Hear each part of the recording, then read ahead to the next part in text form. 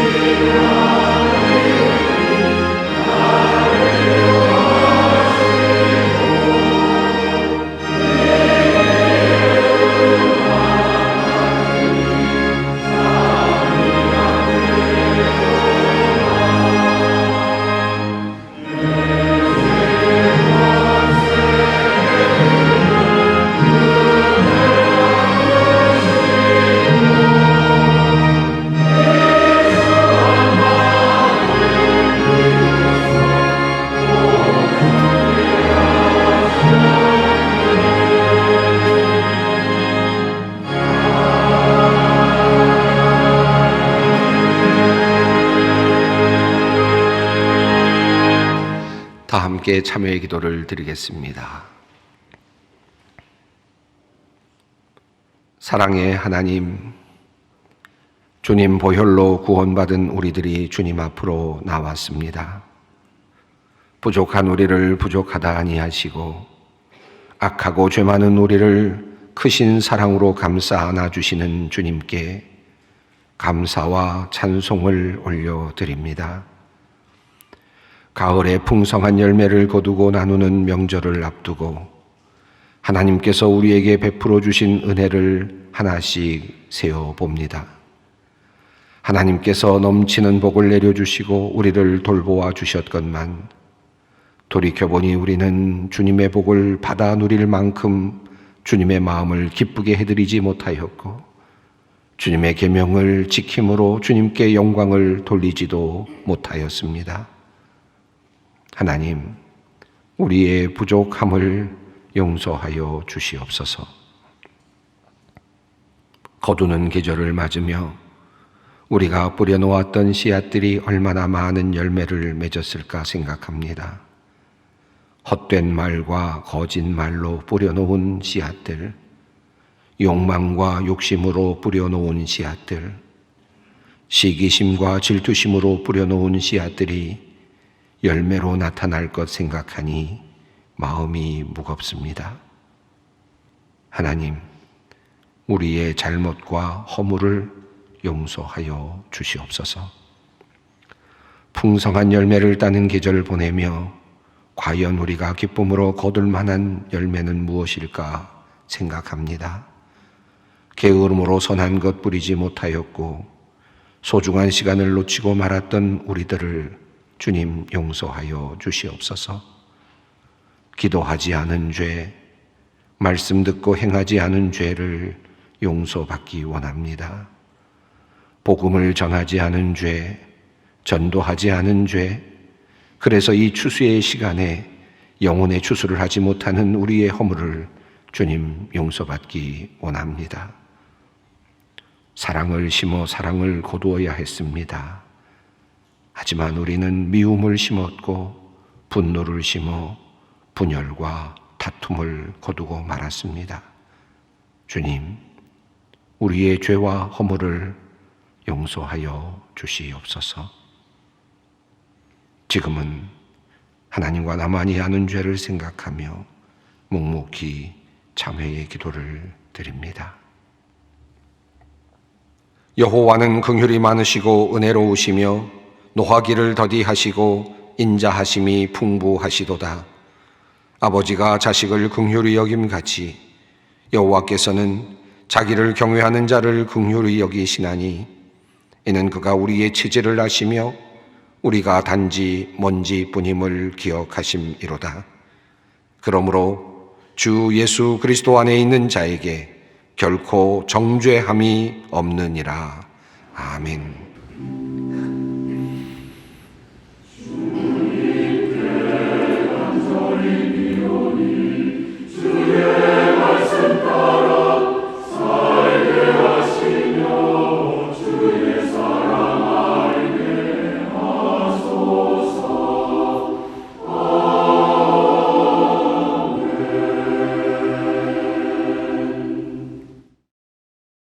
오늘 우리에게 주시는 하나님의 말씀은 구약 성경 창세기 49장 8절로 12절 말씀입니다.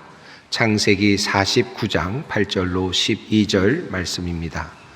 이 계시의 말씀을 봉독할 때에 다 함께 살아계신 하나님의 음성을 들으실 수 있기를 바랍니다. 유다야, 너는 내 형제의 찬송이 될지라.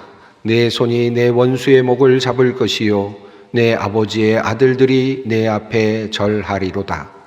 유다는 사자 새끼로다. 내 아들아, 너는 움킨 것을 찢고 올라갔도다. 그가 엎드리고 웅크림이 숫사자 같고 암사자 같으니 누가 그를 범할 수 있으랴. 규가 유다를 떠나지 아니하며 통치자의 지팡이가 그 발 사이에서 떠나지 아니하시기를 실로가 오시기까지 이르리니 그에게 모든 백성이 복종하리로다.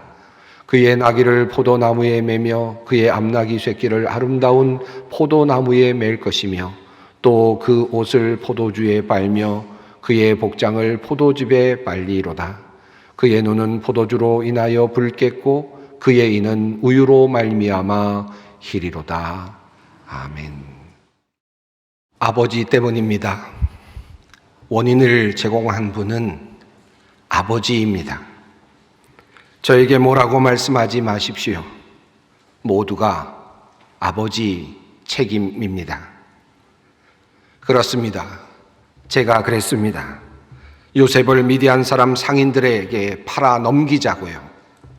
그래요, 제가 맞습니다. 제가 숫염소를 잡아 요셉이 입었던 그 옷에 그 피를 묻히고 아버지께 가지고 와서 옷이 요셉의 옷이 맞는지 살펴보라고 제가 그렇게 말씀드렸습니다. 아버지, 왜 그러셨습니까? 왜 우리로 하여금 형제 요셉을 먼 곳에 팔아 넘길 수밖에 없도록 하셨습니까? 왜 조금이라도 공평하게 자식들에게 사랑을 나누어 주시지 않으셨습니까?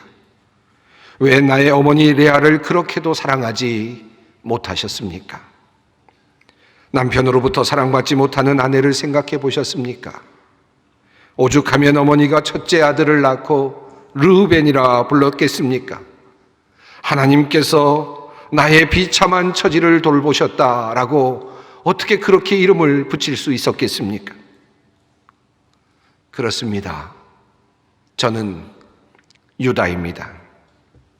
남편의 사랑을 받지 못한 아내 레아가 낳은 네 번째 아들 유다입니다. 왜 그렇게도 작은 어머니 라헬만을 사랑하셨습니까? 저는 어린 시절을 어머니의 얼굴에 깃든 그 어두움을 보며 자랐습니다. 남편의 사랑을 받지 못하고 언제나 남편 주의를 소송거려야 하는 비참한 여인의 모습, 저는 그 어머니의 모습을 보며 자랐습니다. 저는 그가 사랑받지 못한 아내가 낳은 6 아들 중 4번째입니다. 아버지, 그 형제들의 이름이라도 기억하고 계시는지요? 당신의 아들의 이름을 기억하고는 계시는지요? 저는 레아가 당신께 낳아드린 6 아들, 르우벤, 시므온, 레위, 유다, 이사갈, 스불론 중에서 4번째 아들 유다입니다. 아버지는 사랑을 받지 못하는 그 아들의 서름을 누구보다도 더 잘 알고 계시지 않습니까? 아버지도 둘째로 태어나셨다면서요. 쌍둥이 형제의 둘째 말입니다. 아버지의 이삭의 사랑을 받지 못하면서 얼마나 아버지는 괴로우셨습니까? 아버지의 축복을 받기 위해서 거짓으로 양 가죽을 팔뚝에 메고 형 에서에게 들어갈 그 축복을 모두 받고 나오셨다는 이야기도 저는 들었습니다. 아버지의 사랑을 받지 못한 아들의 아픔이 얼마나 큰지 그렇게도 잘 아시는 그 아버지께서 왜 우리 형제들을 그렇게 대우하셨느냐라는 말씀입니다. 아버지는 늘 우리를 아들이라기보다는 마치 일꾼들처럼 종들처럼 그렇게 대우하셨습니다. 물론 이해는 합니다. 요셉과 베냐민은 아버지가 정말 사랑하고 아꼈던 라헬이 낳은 자식들이지요. 그런데다가 작은 어머니 라헬은 베냐민을 낳고는 곧바로 세상을 떠나고 말았습니다. 어린 아이를 두고 말입니다. 그러니 애틋한 정이 느껴질 수밖에 없지요. 저도 잘 알고 있습니다. 하지만 아버지, 그 옆에서 사랑받지 못하고 추워 떨고 있는 다른 아들들은 한 번쯤 생각해 보셨는지요? 태어나면서부터 왜 그래야 되는지 모른 채 사랑받지 못하고 자라나는 그 아들들, 그런 인생들을 아버지는 한 번이라도 생각해 보셨습니까? 아버지도 그렇게 경험을 하셨다면서 왜 그것을 모르셨냐는 말씀입니다.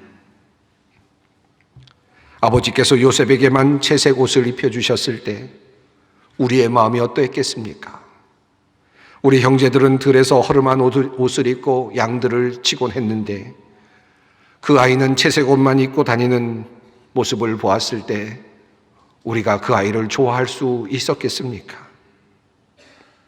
그리고 아버지도 들으셨지요? 어느 날 그 아이는 꿈을 꾸고는 이렇게 말하지 않았습니까? 우리가 밭에서 곡식단을 묶더니 내 단은 일어서고 당신들의 단은 내 단을 둘러서서 절하더이다. 얼마나 발칙한 말이었습니까? 그때 아버지는 한마디도 꾸중도 하지 않으셨습니다. 그런데도 그 아이는 또다시 어느 날 이렇게 말하지 않던가요? 해와 달과 11별이 내게 절하더이다. 그때도 아버지는 한마디 말씀도 하지 않으셨습니다. 사실 저는 요셉이 그러한 꿈을 꾸었다고 말했을 때 제 마음이 섬뜩했습니다. 이 아이가 아버지의 모든 축복을 다 가지고 가겠구나 라는 두려움이었습니다. 아버지께서 주시는 그 축복이 나에게서 멀어져 간다고 하는 것을 깨닫고 있을 때, 그것이 느껴질 때 그 마음을 누구보다도 아버지는 잘 알고 계시지요. 아버지는 자신에게 축복이 멀어져 가는 것을 알고 나서는 그 축복을 사기 위해서 형 에서에게 팥죽으로 장자권을 사지 않았습니까? 거짓으로 몸단장을 하고 아버지께 들어가서 아버지를 속이면서까지 그 축복을 도둑질해 오지 않으셨습니까? 부전자전인가요? 저도 요셉에게로 갈 축복을 도둑질하고 싶었습니다. 그러던 어느 날입니다. 우리가 먼 곳에 나가 있었을 때 요셉이 우리에게로 오더군요. 도단이라고 하는 곳이었습니다.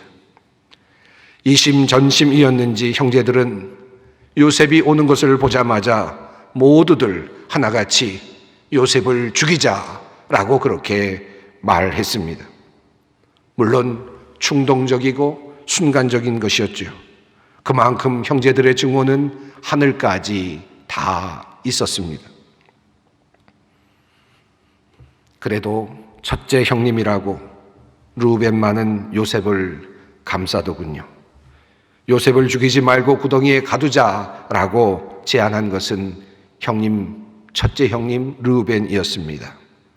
형은 후에 우리의 화가 풀린 다음에 요셉을 집으로 데려갈 생각이었다라고 그렇게 말했습니다. 그런데 그때 제가 생각한 것이 무엇인지 아십니까? 운명. 운명이었습니다. 축복받을 그 운명을 한번 가로채보자 하는 생각이 제 마음속에 들어왔습니다. 그래서 저는 형제들에게 이렇게 말했습니다. 자, 우리는 이 아이에게 손을 대지 말고 차라리 그 아이를 상인들에게 넘겨주자. 팔아넘기자. 저는 요셉을 죽이기보다는 팔아넘기는 쪽으로 형제들을 설득했습니다. 그렇게 함으로 저는 요셉에게 새로운 운명을 한번 던져줘 보고 싶었습니다. 저는 요셉에게 이렇게 말하고 싶었습니다. 이렇게 해도 우리가 너를 멀리 이렇게 종으로 팔아넘겨도 우리들이 너에게 절을 하게 될까? 할 수 있으면 한번 해봐라. 내가 너를 이렇게 팔아넘기면 과연 내가 아버지로부터 축복을 받을 수 있을까? 한번 내가 해볼 수 있는 만큼 해봐라. 아버지가 큰아버지 에서의 축복을 빼앗고 아버지를 속였다고 하셨습니다. 우리도 역시 요셉에게 돌아갈 축복을 빼앗기 위해 요셉을 팔아넘겼고 그리고 아버지를 속였습니다. 이것은 사실 아버지뿐만 아니라 하나님에 대한 도전이기도 했습니다. 저는 하나님께도 묻고 싶었습니다. 하나님, 이렇게까지 해도 요셉입니까? 이렇게 해도 하나님은 요셉 앞에서 우리로 하여금 절을 하도록 하실 것입니까? 우리로 하여금 요셉을 윗사람으로 섬겨야 한다고 말씀하실 것입니까? 우리는 나는 하나님께 그렇게 묻고 싶었습니다. 그리고 시간이 흘렀습니다. 저는 아버지께서 요셉을 잃으신 후로 막내 베냐민만을 사랑하시는 모습을 다시 보아야 했습니다. 요셉이 없어지면 아버지의 사랑이 나에게 조금이라도 더 내려올지 않을까 생각했었지만 그러나 그 일은 일어나지 않았습니다. 아버지는 더욱더 마음을 닫으셨고 그리고 오직 베냐민만을 사랑하셨습니다. 그리고 긴 시간이 흘렀고 가뭄이 우리를 찾아왔습니다. 먹을 것이 부족하지 않았던 우리 집에도 양식이 떨어지는 상황이 도래했습니다. 아버지는 우리에게 말씀하셨지요. 멀리 애굽에는 훌륭한 재상이 있어서 양식을 비축했다고 하는구나. 그러니 그곳에 가서 먹을 것을 좀 얻어오렴. 물론 그때도 아버지는 베냐민을 내어놓지 않으셨습니다. 베냐민을 보내지 않으셨습니다. 우리들만 다녀오라고 하셨지요. 그래서 우리 형제들은 애굽으로 다녀오게 되었습니다. 그때 아버지께서는 저희가 그곳에서 겪었던 모든 일들을 다 알고 계십니다. 우리가 재상을 만났을 때, 애굽의 총리를 만났을 때 우리는 그만 정탐꾼으로 오해를 받았고 3일간 옥에 갇히는 일이 벌어졌습니다. 결국은 시므온을 남긴 채로 옥에 남겨둔 채로 아버지께로 돌아올 수밖에 없었습니다.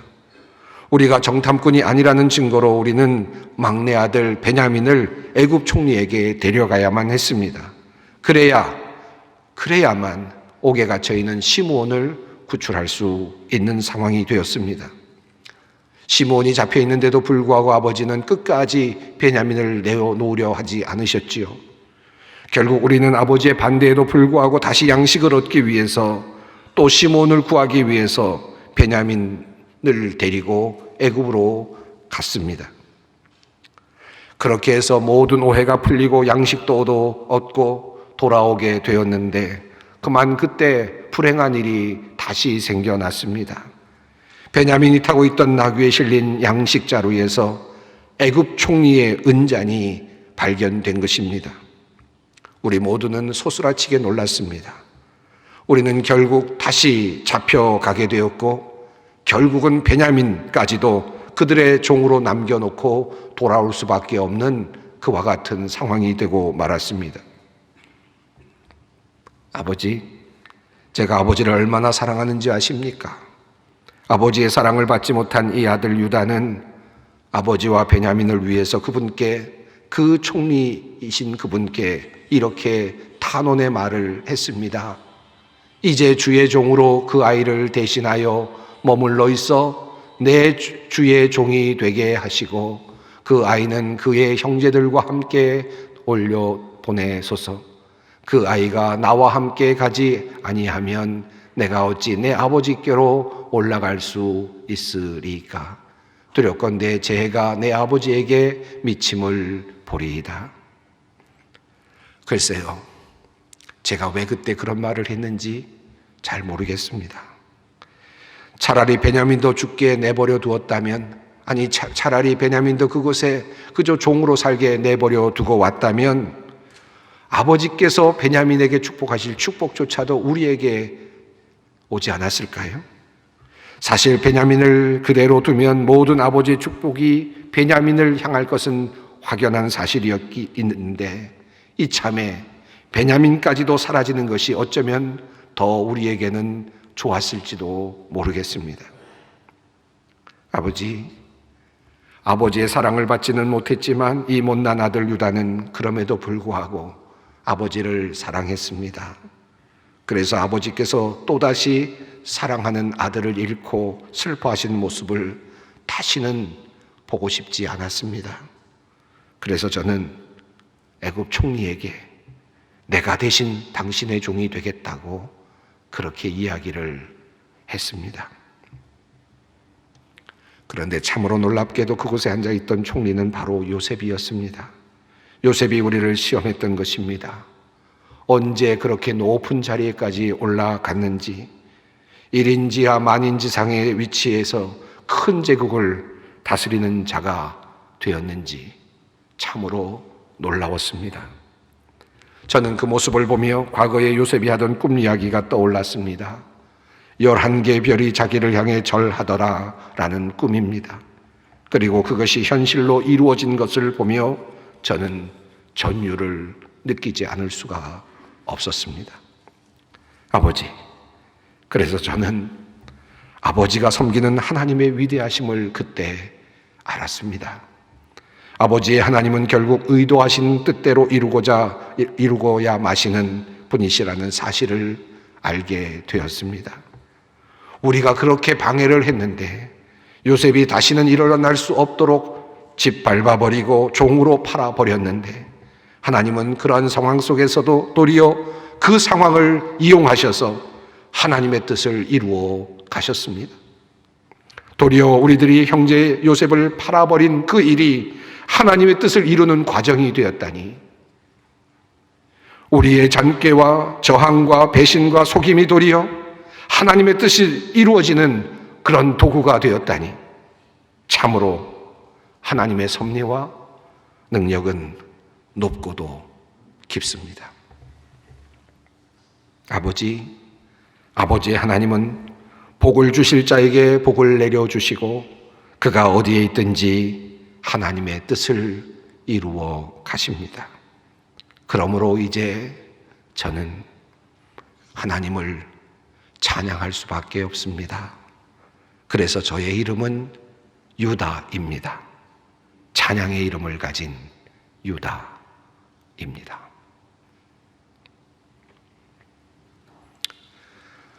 주목받지 못했던 유다, 사랑받지 못하던 어머니 레아의 아들, 6 아들 중 4번째, 어느 틈에 끼어 있는지도 알 수 없을 만큼의 위치에 있었던 그 아들, 사랑받는 요셉, 복받는 요셉 보면서 한없이 부러워했던 유다, 야곱 가문에 그냥 지나가는 아들, 12아들 중 하나.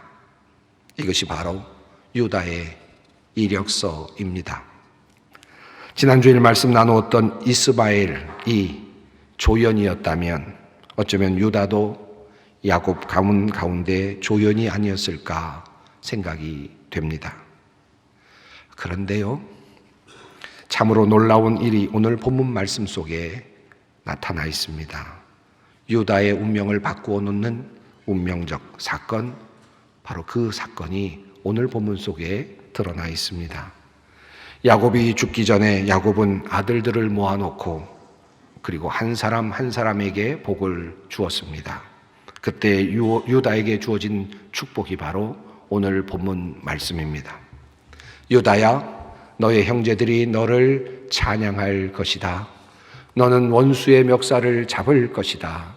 너의 아버지의 아들들이 내 앞에 무릎을 꿇을 것이다. 성경은 이렇게 말씀하고 있습니다. 이게 무슨 일입니까? 어디서 많이 들어본 축복입니다. 내 아버지의 아들들이 내 앞에 무릎을 꿇을 것이다. 아버지의 아들들이 누구입니까? 바로 형제들입니다. 그들이 유다 앞에서 무릎을 꿇을 것이다.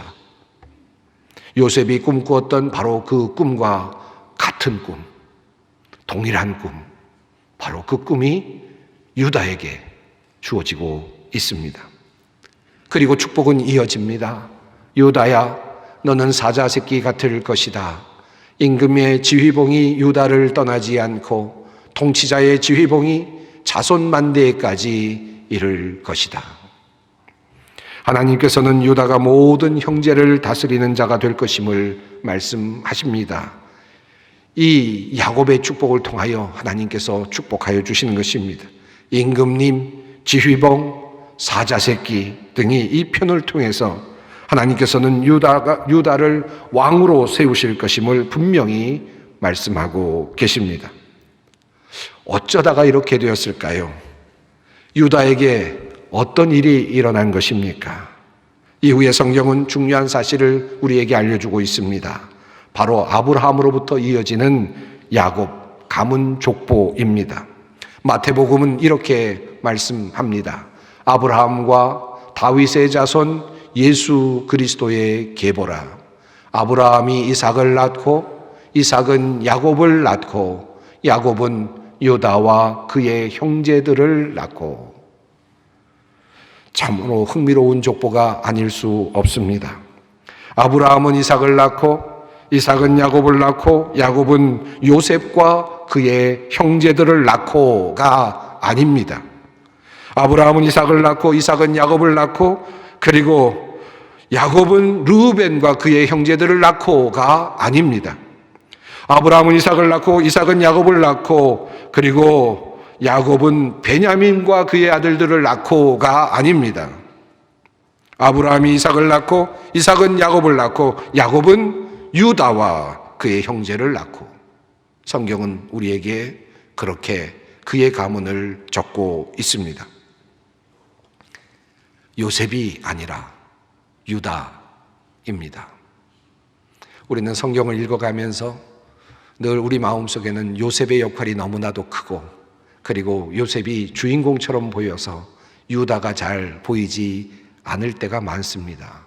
그러나 사실 유구한 그 아브라함의 가문의 역사는 유다를 통하여 이어져 왔음을 우리는 확인하게 됩니다. 야곱의 혈통을 이어가는 사람은 요셉이 아니라 유다입니다.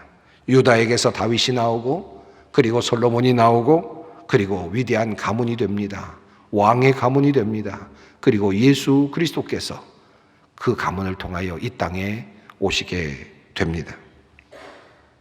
사랑받지 못한 레아의 아들, 그것도 네 번째 아들, 아버지로부터 채색옷 한 벌도 받아보지 못한, 입어보지 못한 그 아들, 이제 그 아들에게 가문의 영예와 가문의 미래가 주어지고 있습니다. 그리고 그의 후손에게 영광스러운 통치자가 나올 것을 말씀하고 계십니다. 왜 하나님은 야곱에서 요셉으로 그 가문을 이어가지 아니하시고 야곱에서 유다로 이어가셨을까요? 왜 유다는 야곱의 후계자가 되었을까요?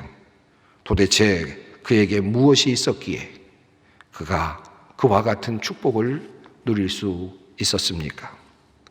물론 모든 것이 다 하나님의 주권 아래 있는 것이지만 우리는 유다의 삶 속에서 한 가지 중요한 그의 자격을 보게 됩니다. 그것은 그가 넷째였음에도 불구하고 베냐민을 구하기 위하여 자신을 내어 놓았다는 사실입니다. 자신이 스스로 애굽의 종이 될 것을 자원하면서 자신이 스스로 애굽에 남을 것을 자원하면서 그의 형제였던 베냐민을 내어 놓아달라고 말하는 그 장면에서 우리는 유다가 가진 그 큰 가족 사랑과 아버지 사랑과 그리고 그의 희생 정신을 배우게 됩니다. 저 아이 대신에 소인을 주인 어른의 종으로 삼아 여기에 머물러 있게 해 주시고 저 아이는 그의 형들과 함께 돌려보내 주시기를 바랍니다. 그가 했던 단어는 이것이었습니다. 하나님의 축복이 유다에게로 넘어가는 이 장면에서 우리는 이 위대한 섬김과 희생의 리더십을 보게 됩니다. 마치 성경은 우리에게 묻고 있는 듯 보입니다. 누가 이 집안의 어른이 될 것이냐? 누가 이 집안의 지도자가 될 것이냐? 누가 이 집안을 이끌어 나갈 자격이 있는 자인가? 자신을 희생하며 형제들에게 좋은 것 주려는 바로 그 자가 집안을 다스리는 자가 될 것이며 집안의 지도자가 될 것이다. 집안의 미래는 그런 사람들에게 달려 있다. 그런 가문에서 왕이 나올 것이다.